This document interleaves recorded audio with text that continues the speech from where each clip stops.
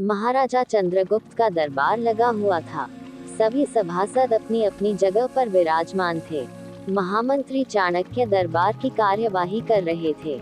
महाराजा चंद्रगुप्त को खिलौनों का बहुत शौक था। उन्हें हर रोज एक नया खिलौना चाहिए था। आज भी महाराजा के पूछने पर कि क्या नया है, पता चला कि एक सौदागर आया है और कुछ नए खिलौने लाया है। सौदागर का ये दावा है कि महाराज या किसी ने भी आज तक ऐसे खिलौने न कभी देखे हैं और न कभी देखेंगे। सुनकर महाराज ने सौदागर को बुलाने की आज्ञा दी।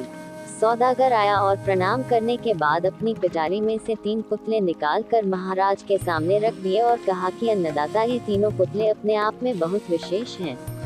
देखने में भले एक जैसे लगते हैं मगर वास्तव में बहुत निराले हैं। पहले पुतले का मूल्य 1 लाख मोहरे हैं, दूसरे का मूल्य 1000 मोहरे हैं और तीसरे पुतले का मूल्य केवल 1 मोहर है। सम्राट ने तीनों पुतलों को बड़े ध्यान से देखा। देखने में कोई अंतर नहीं लगा, फिर मूल्य में इतना अंतर क्यों?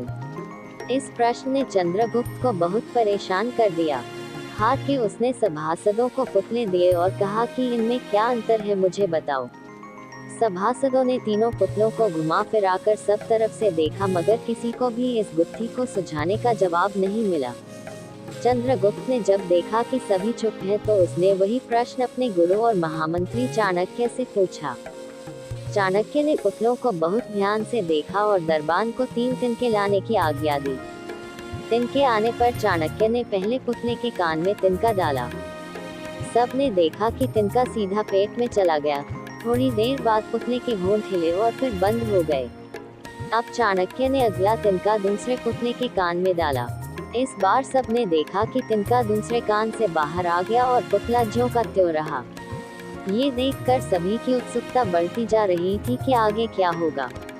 अब चाणक्य ने तिनका तीसरे पुतले के कान में डाला। सब ने देखा कि तिनका पुतले के मुंह से बाहर आ गया है और पुतले का मुंह एकदम खुल गया। पुतला बराबर हिल रहा है जैसे कुछ कहना चाहता हो।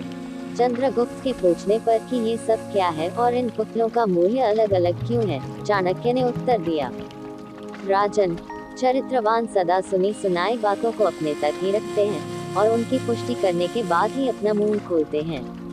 यही उनकी महानता है। पहले पुतले से हमें यही ज्ञान मिलता है और यही कारण है कि इस पुतले का मूल्य 1 लाख मोहरे है। कुछ लोग सदा अपने में ही मग्न रहते हैं, हर बात को अनसुना कर देते हैं।